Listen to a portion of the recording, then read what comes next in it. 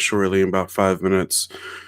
I'm not really knowing what to expect from here. Only thing I can kind of say the fact that I think we're going to be shown next gen's Grand Theft Auto 5. Outside of that, I have no idea. Maybe we'll see the new 2K. Maybe. Doubtful, but we shall see. But other than that, that's about it. They don't have... Take-Two Interactive doesn't even have their own YouTube channel, which is weird. So now we're using E3's channel, which is not bad, but it is just like one of those things that's like, Take-Two, you do things differently, which is weird. But all right, sure. We'll run with that. We'll definitely run with that. All right, so about maybe 4 minutes ago, let's see what these guys are talking about here. So mute that. Recently on Sancho stream. West is my buddy. Oh, okay. Well, he's actually my friend, but he's like a this is what happens when I can't sit between them. Darn it, Sancho! I believed in you. I won. It's all me. I won. Ladies and gentlemen, of course, what are your favorite 90s games? Let us know with the hashtag E32020. Aladdin. So we can get you up on Aladdin and Lion King. Still to come here on the What E3 up, Anthony? stage. We've got our indie showcase, Capcom, and so much more. The party's just getting started, so don't go anywhere. Now a moment from our sponsors.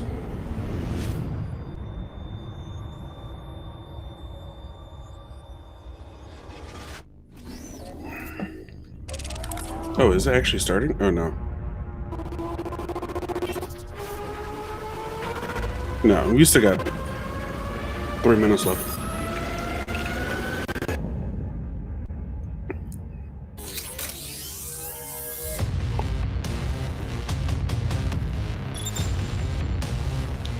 That's weird.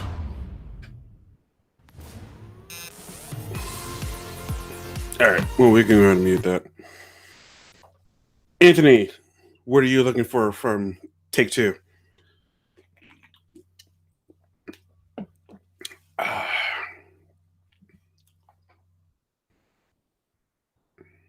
If anything.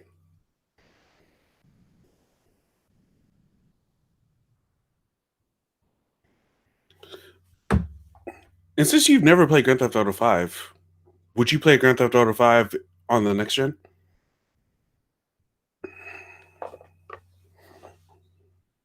Rockstar Table Tennis 2. Okay. That would be awesome. That would be awesome. Not gonna lie. Now I'm actually thinking about that.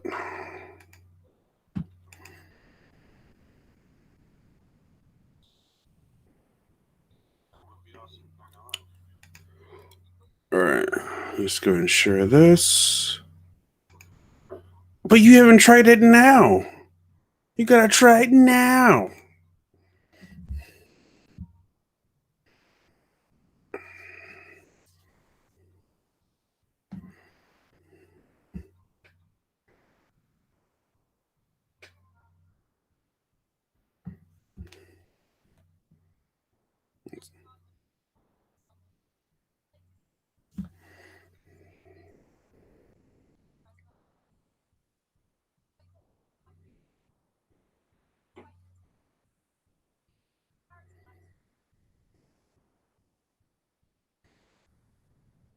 All right, well, you should try it. No.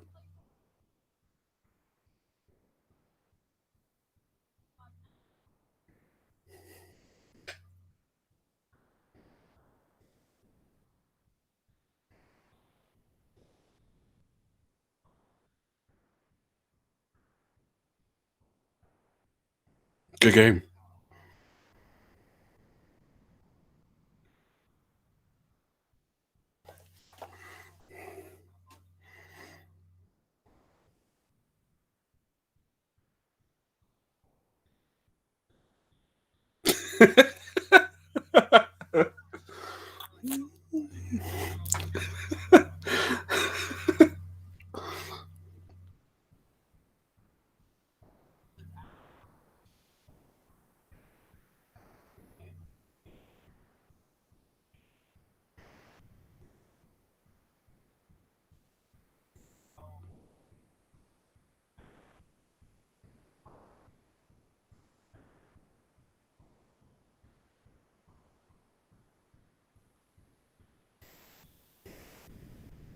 such a diverse place, it's time for the creative space to reflect that. So here's take two with an important discussion on the necessity of diversity, equity, and inclusion, and the corporate responsibility to honor those things. All right.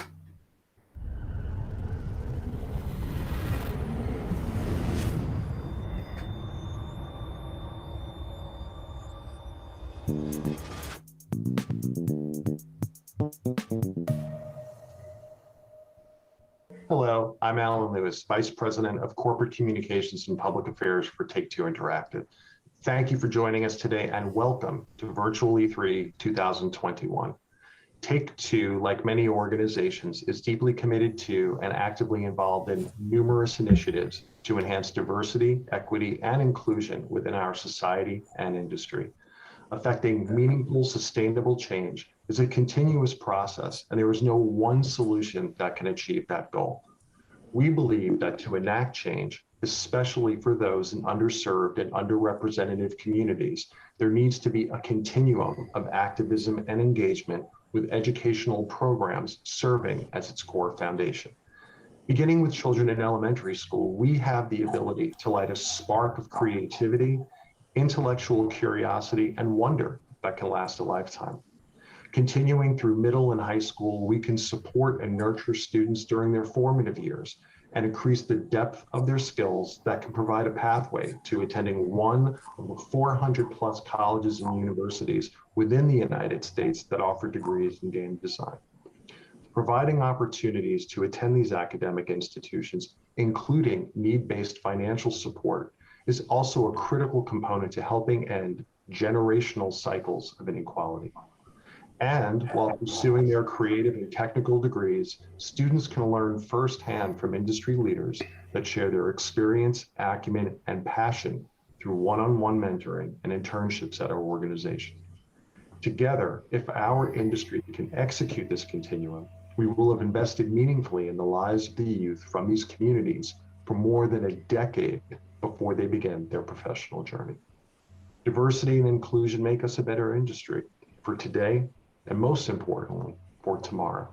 It allows us to make better entertainment experiences that are authentic, culturally relevant, and reflective of the audiences that enjoy them. Today, we have brought together a few of our important partners who will share their organization's mission and role in this endeavor, as well as their insights on how we as an industry can continue to take these important steps together for the future. We hope that you find their work as inspiring as we do. It is now my pleasure to turn things over to my colleague, Tony Lagans, Director of Diversity and Inclusion for 2K, who will be the moderator for today's discussion. Thanks, Alan. It's my pleasure to be your moderator for today's session. Before we begin, I'd like to introduce my esteemed panelists today. We're going to start off with Jim Huntley. Jim Huntley is currently the professor and head of marketing at USC. Jim is a faculty advisor, and he's an executive producer for USC Games Expo and a co-founding partner of PackU Gaming. Next, we have Susanna Pollock. Susanna is the president of Games for Change, which is a nonprofit that empowers game creators and social innovators to drive real-world impact through games and immersive media. Next to Susanna, we have Gordon Bellamy. Gordon is a professor of practice of cinematographic arts at USC. He is also the head of USC Bridge Incubator, which is a program that helps to cultivate the next generation of leaders in the video game industry. And last, next to Gordon, we have Layla Shabir. Layla What is happening? The founder of Girls Make Games, which offers a series of summer camps, workshops, and game jams designed to inspire the next generation of designers, creators, and engineers. Welcome to all of you, great panelists, and thank you so much for joining our important discussion today.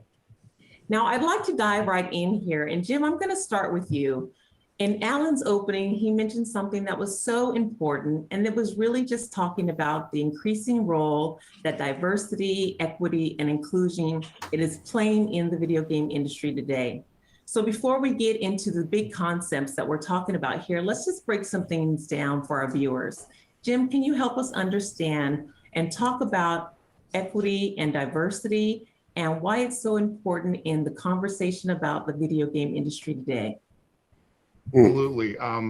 Equity and diversity has been a challenge for the gaming industry since its inception. It hasn't really changed very, very much over time, but I think the biggest change that people are seeing in the last 2 to 3 years are the lack of it in the modern era and the rationale that there's no excuse behind not having better equity and diversity in the industry from here on out. So what I like about working with companies like Take-Two and some other companies have reached out to me about an initiative we started called the Gerald A. Lawson Endowment Fund is that companies are now looking to invest in getting more diversity in their ranks and getting more stories told from different points of view. I appreciate that. That's Oh, great right. conversation Well, there. this is So not let's the talk conference about that I just was kind of expecting. the inequities and why is it so important to have these conversations, talk about that whole aspect and just getting people in the right mindset to understand what's available for them as majors in this industry. Jim, just talk to us a little bit about that. Absolutely. So a lot of what we've been focusing on from a USC Games perspective is making sure that students of color, Black and Indigenous students in particular, because they But have I'm the not going to least be amount of insensitive and cut the representation stream in our off. industry out of all So the various we will demographic groups. continue We've been focusing on scholarships, with but this. the challenge that we have, and I think the challenge that society and the industry has, is it starts earlier than that. There's a phrase from, I can't remember who to attribute it to, but there's a phrase that he used that I remember saying, the inequities of our past pay dividends into the future. And that sticks with me because the reality is if you don't have a great opportunity or access to computer science labs and specialized education in grade school and high school and junior high school, the odds of you having a great portfolio piece when it comes time to apply to a program like ours puts you at a deficit. And if that deficit keeps rolling on into the future, generation after generation, the gap between the ability to get into some of these slots in game design and not being able to get them gets wider and wider. So we need to do a better job as a society, and we are willing to do our part and help work with companies like Take-Two to lead the vanguard on how do we get students some opportunity from grade school? Like how do we make sure they can see this as an option? Because when I, as a Black man, get in front of a small group of grade school students and I say I work in the video game industry, you can see the eyes just their minds explode because they've never seen anyone like me and the videos they see on YouTube or other visitors to their classes and to their seminars. So it's important to show that we have a presence here, but it's also important to make sure that the students who look like us, who are 20 years, 30 years, 40 years behind us, also have the opportunities that we didn't in some cases to get a job in this industry. Yes, thank you so much for your insight. So important there. Susanna, that really kind of speaks to a lot of the great work that you're doing in helping to reach this underserved community. Can you talk about the work that Games for Change is doing? Sure. So, our mission, as you said earlier, is to empower game designers and social innovators, right? To use games for social change. And we see our work with younger people as really inspiring the next generation, right? And so just what Jim was saying, like we're going as young as sixth grade, sometimes fifth grade, but trying to give young people, and mostly in Title I schools, so those are schools that qualify for free lunches, which often are representing the underserved communities, an opportunity to dive in deeply into this gaming industry, this experience they all love to do, and help them become creators of this content, not just consumers. And we've been finding that it's a program that we've been running called the Games for Change Student Challenge. We've been running it for the past 6 years. We've reached over 30,000 young people in middle and high school. And we not only give them an opportunity to learn how to make games, but we also combine that with civic engagement. So they have to think about how games can help make their communities better. So right from the start, we want to empower them to think about this really important medium, not only as something they love to do, but they actually can make.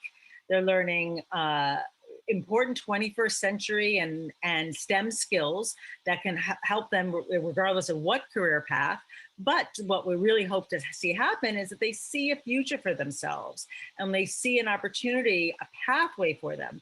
And part of our program, an important part of it, is this idea of mentoring, and mentoring from near peers and also from people from the community. So as Jim said, it's so important they see themselves in the people that are coming to speak to them. So when we're in Los Angeles, for example, we can reach out to USC Games for game design students to come and speak to the kids, that we can bring people in from Riot or Activision or from Take-Two to come in and say, yes, this is what I do, and this is something for you. And we do the same thing in New York and working in Atlanta and Detroit. And I can tell you that students are coming back year on year, and we're seeing them use this program as like their college essay, or they're building their portfolio. And I love the idea that, if we can get to them at a young age, they spend their summers with Layla at Girls Make Games, and then they can go on and apply to college, and we're talking about this pipeline or this pathway for them. And so that's that role and what we hope to inspire. I love what you said there, Suzanne. There's so many little nuggets that you just pulled out there. The different avenues you can have and career pathways there are in the gaming industry. Just the activity that you can have in terms of having mentorship and role models and representation, and just, having good gamers out there. So there's so many things that you talked about that I want to hit on. Let's just pull Layla into this conversation and just talk about the idea of mentorship and representation. Layla, talk about the workshops and the summer programs that you offer to girls. How does that help to increase the representation and the mentorship aspects that we've talked about? Thanks so much for having me. I was on mute. This is 2021, still going on mute. But like Susanna said, I think it's really important to kind of pass that baton on. And I think we see this summer after summer, having created a place that's, for girls. We get this question a lot. Why do you need a space that's just for girls? There's so many programs out there that are open to everyone. But I think it's just so important to create that space because, like Jim talked about, it's so important to see people who are like yourselves. For many of the girls that come to camp, this is their first time walking into a room full of girls who love video games. They've been so accustomed to kind of being the only girl on their robotics team, or the only girl that went to a coding camp with their brother, and the girl who's fighting her brothers for the Xbox controller. So those are very common themes and stories, and I think it's important to kind of tie in not just the mentorship, but also the community. It's very important to walk into a room and feel like you're not an outsider, and the best way to do that is to show many more faces that look just like you. It's really validating to walk away, not just with the technical skills, but to feel like these are people that I'm going to, kind of encounter in 10, 15 years, and we'll be like professionals, because right now we're just kids making games, but we'll be professionals in a few years.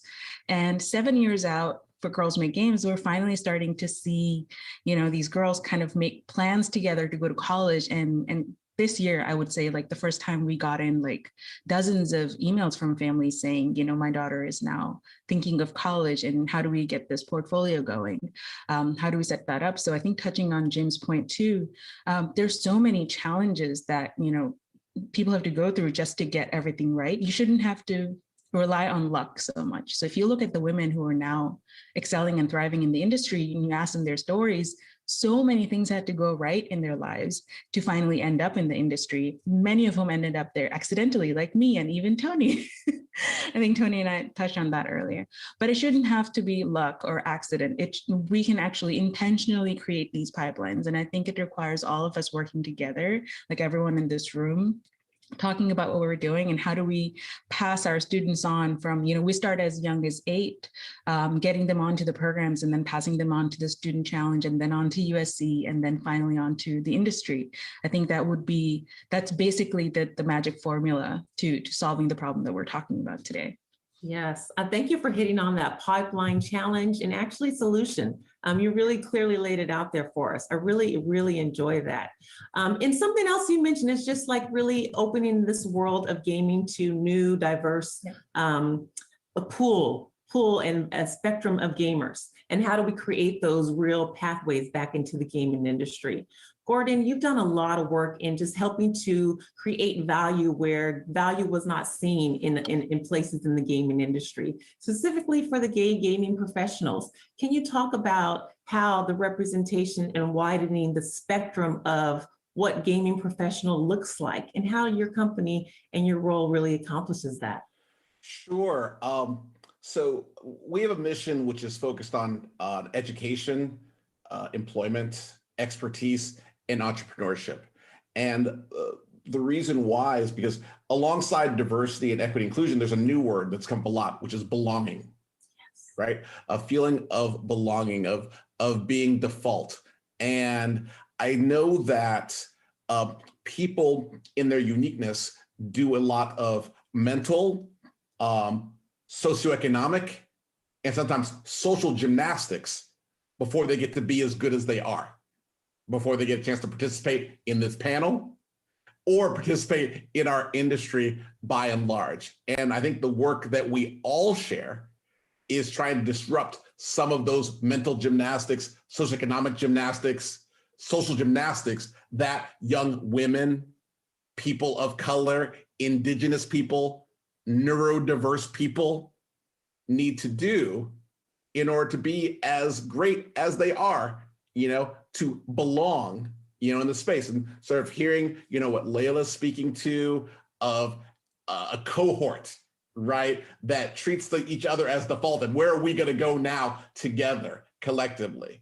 The program, Jim's putting in place, right, with the endowment honoring Lawson, where there's going to be cohorts of Black and Indigenous people, right, growing together. And the work that Susanna, you've been doing since before it was cool, okay? You've been changing games, making that dollar out of 15 cents before all of us. All of that work, and with the support of corporations like Take-Two, right, is enabling us to move a generation forward. Specifically with GGP, we have a scholars program in partnership with Take-Two. Some go to USC, many go on to participate in Games for Change, and many have been girls who made games. And that's where we find ourselves intersecting, is at that college point of how do we take them towards professionalization? And then we hope to carry them through into employment, into being experts, right? Because that's the real challenge when you're trying to discover people. You don't want just to be entering, you want experts, right? And if things are going to really change, like this discussion, you need owners, right? Layla, owner. Susanna, owner. Jim, owner. All of you, owners of facets of your business, right? That is where we become the batter, not the frosting, right? Where the change is, more than we can count, 2%, 3%, 1%. We aren't even the ones counting, right? We're still being counted, right? Until you're doing the counting, nothing has changed, right? I don't need to ask, how many young ladies are in Girls Make Games? You're like, all of them, right? What is the gender balance of Games for Change? All of it, right? These sort of systemic changes, that is the work I think we all share. I think it's why we all made time today, right? I've been to every E3. I was a booth boy when I started, and I'm still here, right? 25, 26 years later, haven't missed one yet. So I hope that someone out there sees this and begins their path, right? And this is additive, that's why we're all here. I appreciate that. Yes, exactly what you're saying. There's so much more that all of us can be doing. The accountability piece is really very important, Gordon. Thank you for bringing that up. I just want to lay this out there to all our panelists. What can corporations do to really set themselves up for success in the near future and grabbing this new talent, this talent out there that we need to capture to help us build better, more relevant, engaging video games? What can corporations do? So I was thinking about this in particular as Gordon was talking about the scholarships that he puts forward. So having organizations, companies like Take-Two have a to be visible to young people, not just because they're buying, they're downloading the games off of off of Xbox or PlayStation, but because they're there in front from the beginning. And so Take-Two has been part of our challenge since the beginning, offering scholarships to our grand prize winners. And I can tell you that that's a motivator for kids to participate, not just because there's a scholarship at the end, but it's because Take-Two is part of it. Like, it made us cool. Right. And I think it's that relationship at that young of an age that makes a connection for people. Is like, yeah, they want to hear what I have to say. Right. Like, they're here because this program exists and because I'm interested in doing it. And I think that kind of relationship with these kids, whether they're mentoring and coming into a classroom, they're volunteering at a game jam or judging games at the end of the competition, they're involved. And I think that it really has an impact on young kids' lives. Yes, I love that. I just want to add to what Suzanne's saying. I think that, and something that, we're talking about Take-Two, and thank you for having us, is making the success of Black people, of women, of queer people, of Indigenous people, neurodiverse people, a business goal. Plain the same way that the consumption, right, of content, right, get some downloadable skins, buy some NBA 2K, right, that's a business goal around which the business is aligned. And I feel as though if the expertise of women, Black people, neurodiverse, other populations was a business goal, then that would be the change. It'd be that simple. Like, oh, our business is more successful if there is more of this, right? And that's about people being of value versus just being valuable, which are two different things. There's lots of exceptional people, right, who are of value in spite of their circumstances. They're valuable, right? There's a difference between saying you're of value and that's a business goal in itself. And I think that's the real change, because it used to be, just real talk, it used to be about exceptionalism, right? And be like, oh, you're able to thrive under this duress, right? Isn't that cool? Versus, right, you are actually who we are, so we are going to cultivate you. That's who we are year round. That's what we look like, what we sound like, right? Who we are, right? And so as the lever moves more towards that, right? The same way, like, I have biases. I attended Harvard College, so I'm of value, right? There's value in that, right? I'm treated that way in some circles. If the same lens was put onto women, onto brown people, Black people, queer people, then there'd be no, as the kids say, no cap on the change that could take place. Right. And that just speaks to being deliberate with our diversity, inclusion, equity practices. Corporations really have to take that accountability and, like you said, do what's right in that spectrum, in that conversation, looking at value from different sources and kind of recalibrating our minds to that. But like you guys have said, it takes time. It takes starting earlier in the pipeline. I love that you just call that out. What other things can corporations do that are just different than what we've been doing in the past, perhaps? What would you recommend?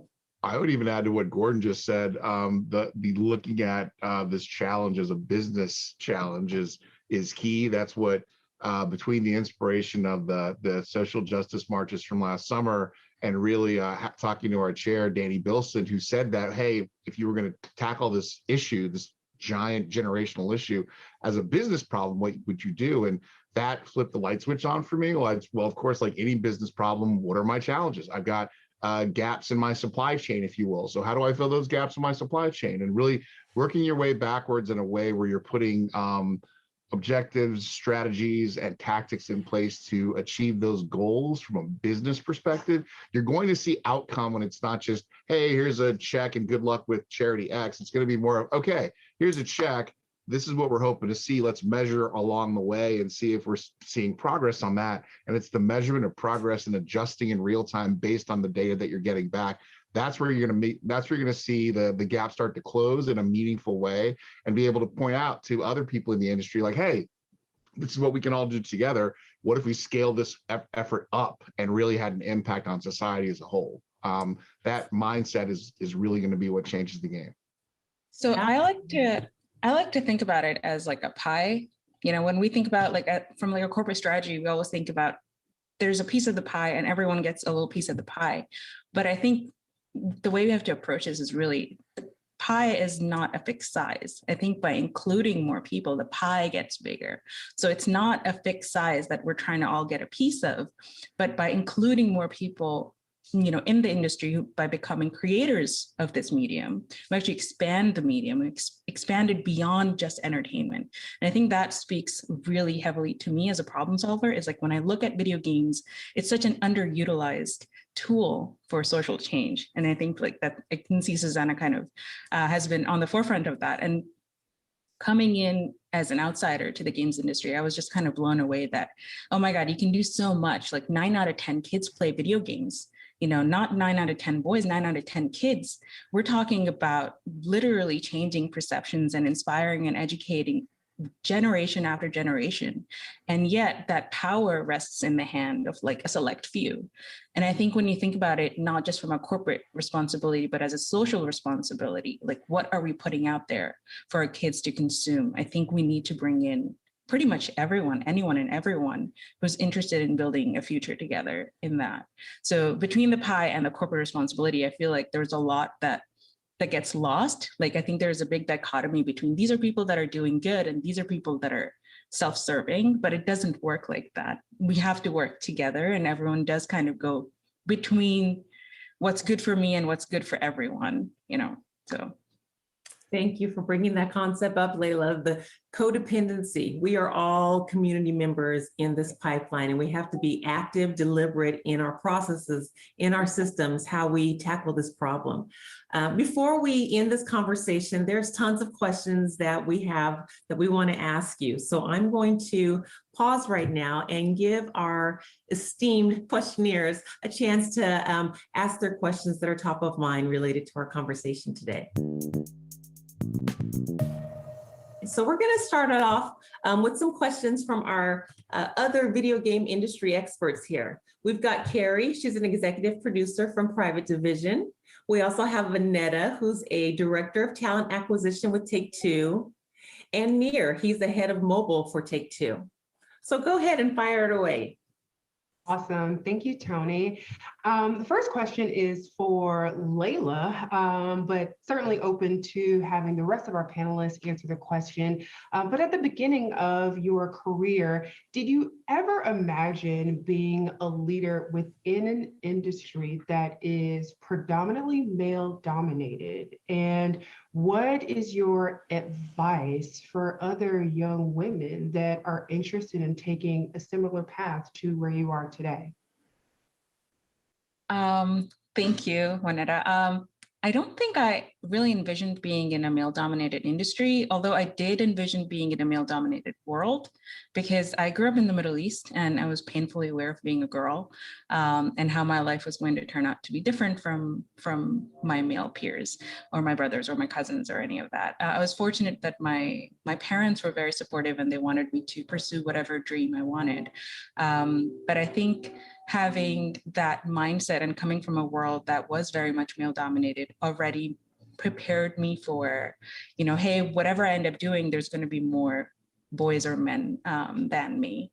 I think the piece of advice that I would really give girls is to honestly not think about your gender when you think about what you want to pursue, because it's all about you specifically. You might end up liking things that people, even your age, your geographic location, your, you know, educational background, or your family might not have heard of or even thought of. And that is all the things that I ended up doing were things that didn't match anything that I had seen in my own environment, but I just kind of pursued what I wanted to.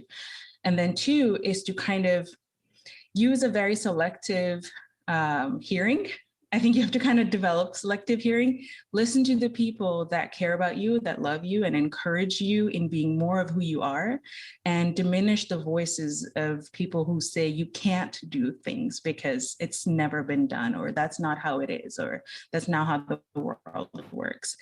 The way the world works is based on the world that we build, and we're continually building a new world. So it doesn't matter how things are done now, they're going to be done a different way as you grow up, and you can be part of building that world. So those would be like my two pieces of advice for girls, is to just pursue what you want and, develop selective hearing. All right. My question is for Susanna, but also open to anyone else who would like to answer. And I think Gordon kind of hit it earlier when he said that, most of us didn't have a lot of examples or opportunities. I'm in that boat. I didn't have any programs and anyone telling me that I could do this, and definitely had to, not necessarily an accident, but really had to work in a different way, harder than most. So my question, Susanna, for you is, could you share an example of how your program has impacted someone that has participated, or, a few people? Sure. So as I said, our program is 6 years old in New York City. We're a bit younger in the other cities that we're operating in, and there are opportunities now that kids all over the country can participate.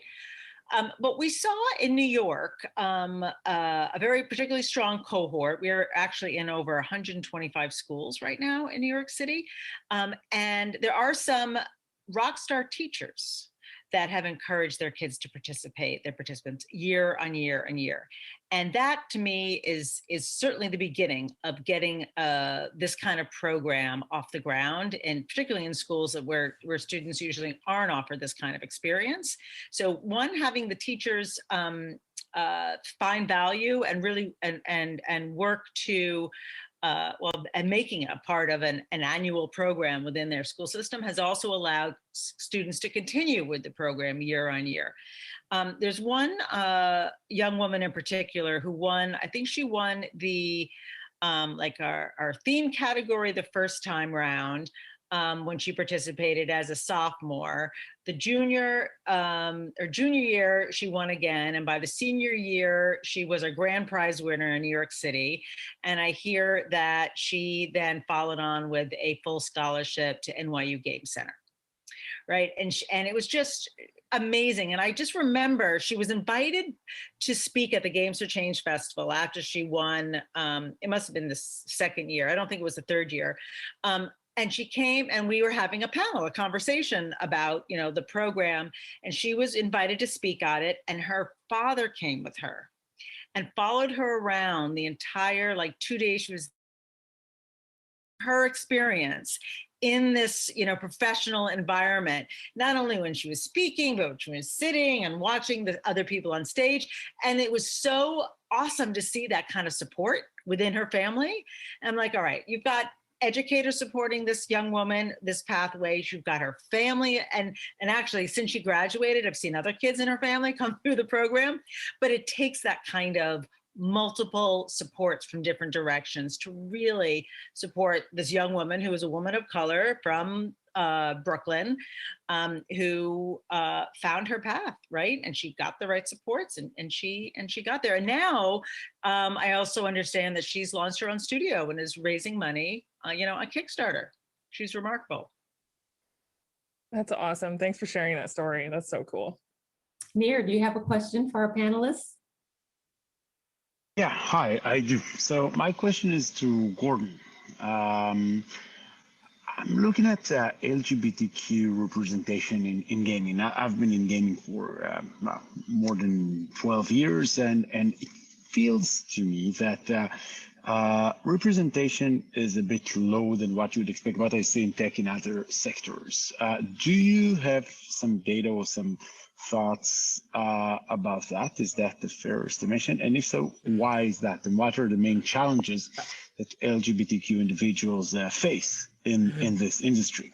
Sure. Well, I'll tell you a little history here. So when we started GGP about 15 years ago, which is not that long ago in corporate times, queer people only existed on an anonymous mailing list, anonymous to each other.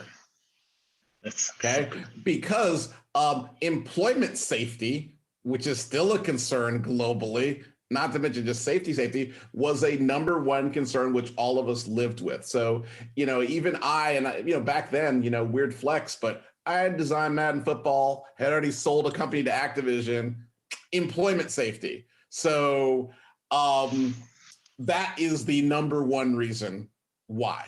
And just in this new recent history, have we begun to build the trust and value in each other so as to aggregate and to even acknowledge each other, okay? And to build systemic ties to companies like Take-Two and others to move from hiding from the industry, right? Escaping from the industry, to affinity, right? To employee resource groups and corporate leaders like Tony existing, right?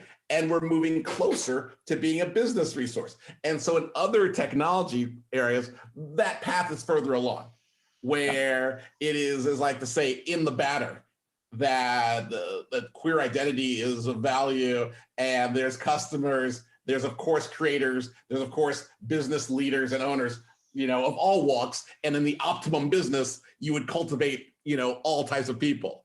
As a game craft, we are still in generation one. You even asking this question here, you are a wild pioneer. You are the out there with your machete chopping down bamboo to even ask this question, which presumes that LGBT people would be employed, okay, and then in communication with each other, right? In communication with each other across different companies, and in any sort of ongoing concern. So welcome. Thank you for asking. For those of you at home, we have a Discord and a Facebook that you can all join and participate at any time, or you can reach out to me directly on Twitter, Gordon Bellamy. Wherever you may be on or off your path as an LGBTQIA person or an ally, right? Because I think that's something we've all discovered. And I think whatever population you are part of, whether it be across gender or race or expression identity, is that you don't have to be a member to care, okay? You don't gotta be a member to say this is an important issue. And in fact, a lot of the work that we do at a corporate level is saying, hey, you don't have to do all the work, right? You don't have to push the rock that's sitting on you. We're gonna help you push that rock that's on you. It's not on me, but I can help push, right? Because I can see it. It's on you. And so asking these questions, corporate support, time, right? 3 T's, time, talent, and treasure, will move this discussion forward. I hope that answers your question there, but otherwise just get at me. I can, tell you more. And anyone out there who's watching, we can tell you more in greater detail. Gordon, I know your company has some things going on in the few months. Oh, Can you talk about some of the activities you guys have? Sure. So we have most of our content now, in addition to our Scholars Program and our community service that we do with Take-Two, is streaming. So we stream front page of Twitch and we bring it to YouTube, content around equity, inclusion, belonging. And not just LGBT, we just had our second Indigenous Game Creators panel yesterday. Big hit, because you know what? Indigenous creation has always been here. In August, we're going to be doing our first GGP honors, which is going to be honoring the best in diversity, equity, inclusion, and belonging in our craft. So we're going to be lifting up the people who do the work, right? Every day in our ERGs, in our executive suites, like Dr. Liggins, right? These people need to be cultivated as well, right? The same way that we cultivate engineers, artists, and other things that we value, right? Things that we value need to be cultivated. So we're going to be beginning to do that work August. Tune in, front page of Twitch. It's going to be a mood. Hope you're all there. Awesome. Thank you. We probably have time for one more question, so let's go for it. Who's got their last burning question for our panelists? Oh, I have several questions. Burn. one. We'll just speak. I have to come from the affinity group, ERG, BRG perspective. So Gordon, thank you for touching on that.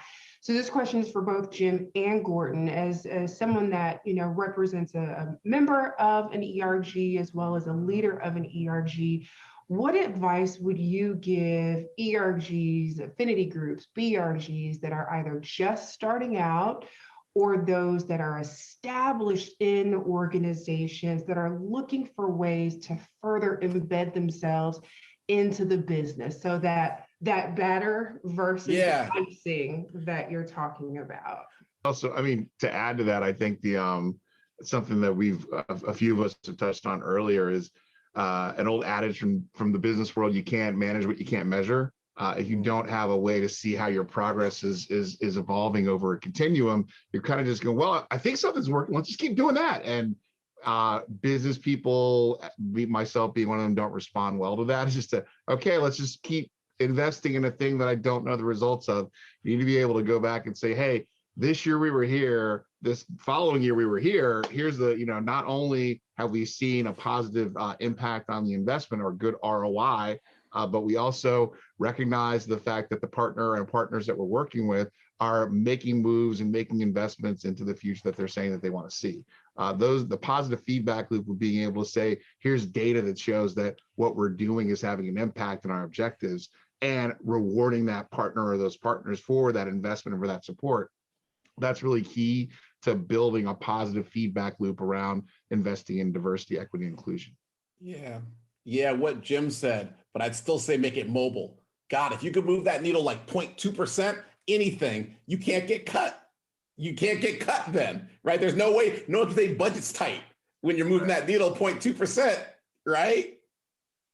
Yeah, the scale at which we all operate, it's pretty staggering when you think about it. When you aggregate how much revenue and profit goes and gross profit goes in the games business, for a meaningful moving of the needle of DEI, comparatively speaking, it's not a huge amount of money.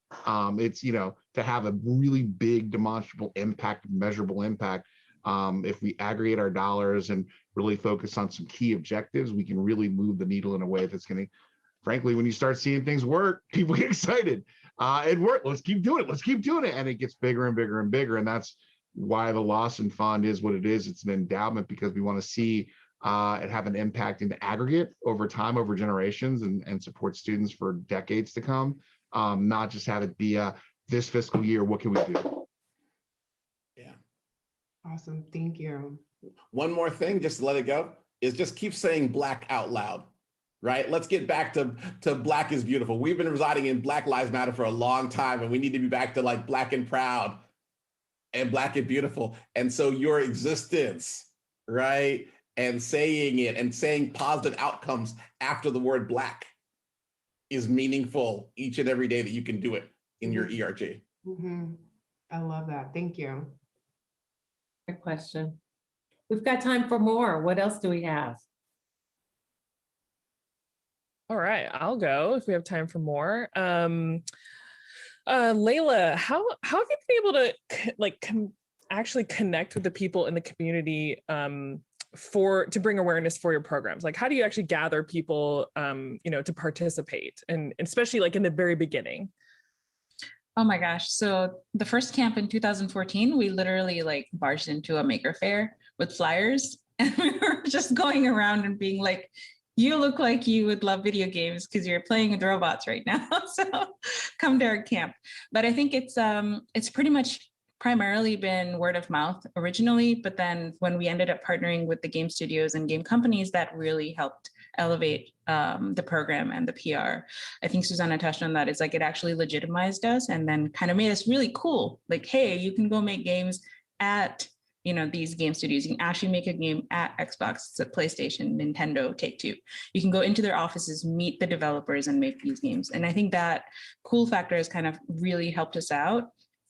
when it comes to speakers and people who want to mentor and be involved, that's been a lot easier because, you know, a lot of our teachers end up being college students themselves, and they come back and they'll say things like, I wish this program existed when I was younger.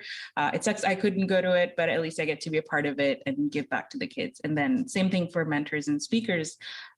There's so much interest in wanting to give back and wanting to welcome new voices into the industry. We just haven't really had to do a lot of pushing. You know, in fact, we get pulled in a lot of directions. I was talking to my team the other day. I was like, this is a very fortunate problem to have, where we're getting pulled in 100 directions because we're needed in 100 directions, as opposed to us telling people that, hey, this is important, pay attention, and, you know, look at what we're doing. So yeah, I would say it's been very organic, and really the tide is turning. You know, we're building a new industry. We're building on the industry that we have, but we're also building a new part of the industry together. So it's really exciting. Thank you. Thanks, Layla. And thank you to our panelists. You guys have been very inspirational, very thought-provoking, and have left us with a lot of great tidbits to take away, to take back to our corporations and our respective organizations to really make a deliberate impact in our community that we're building and this whole world of diversity and equity and inclusion in the video game industry. So thank you all. Thank you, the viewers, for joining, and have fun at the virtual E3 conference.